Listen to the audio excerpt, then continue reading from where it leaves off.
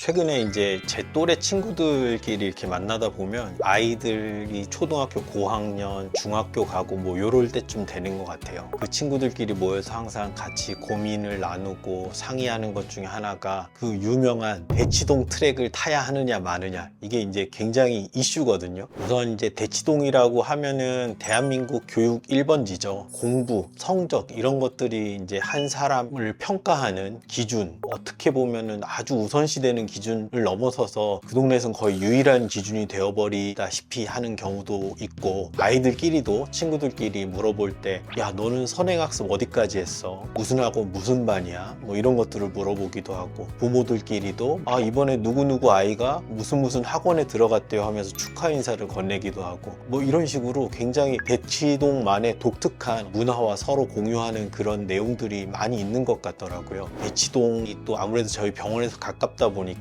부모님들도 가끔 오시고 아이들도 지쳐서 이렇게 찾아오고는 하는데, 그런 것들을 보면서 느꼈던 제 생각들을 조금 정리해 보고 싶었습니다.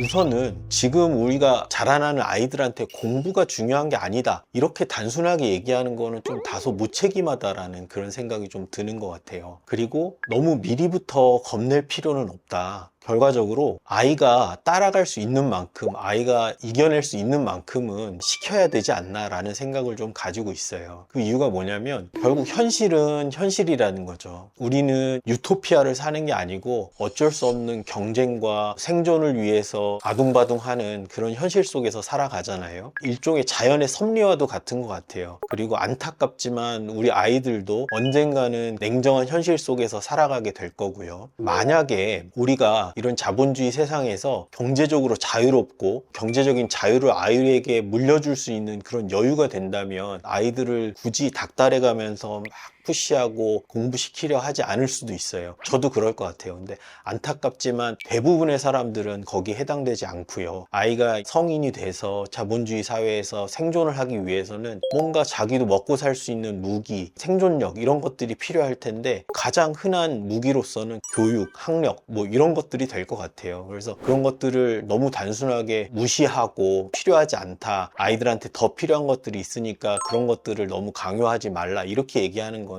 조금은 무책임한 얘기가 아닐까 하는 그런 생각도 좀 드는 것 같습니다.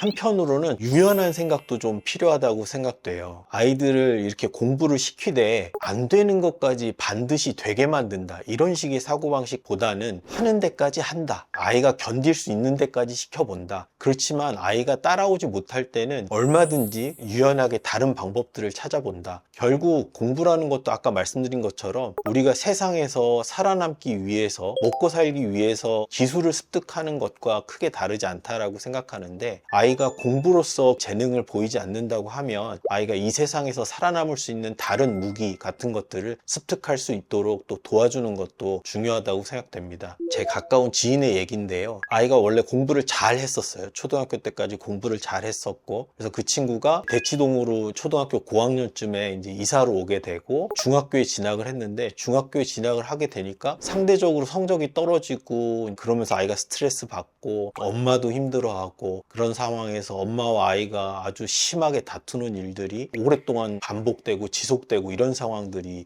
있었어요. 그 모습을 옆에서 지켜보면서 결국엔 아버지가 개입을 했고, 이게 진짜 우리 가족이 무엇을 위해서 이렇게까지 해야 되느냐라는 거에 대해서 모든 사람들이 의문을 제기하게 됐고, 결국에는 그 아이가 이제 일반적인 학교를 포기를 하고 대안학교에 진학을 다시 했거든요. 한참 동안 대안학교를 다니다가 아이가 어느 순간부터는 자기도 좀 불안한 거예요. 너무 많이 놀았다고 생각도 되고 하면서, 아이가 이제는 먼저 나 이제는 좀 공부를 다시 제대로 해보고 싶다, 이렇게 먼저 부모한테 요청을 하고, 그래서 또 다른 학교로 진학을 해서 새로운 마음으로 공부를 시작해서 다시 성적이 좀 올라가고, 이런 모습들도 옆에서 본 적이 있거든요. 이런 식으로 무조건 맹목적으로 어떤 목표를 달성해야 되는 게 아니라 그때그때 상황에 따라서 유연하게 조정도 부모와 아이가 좀 할 줄 알아야 된다는 생각이 좀 들고요.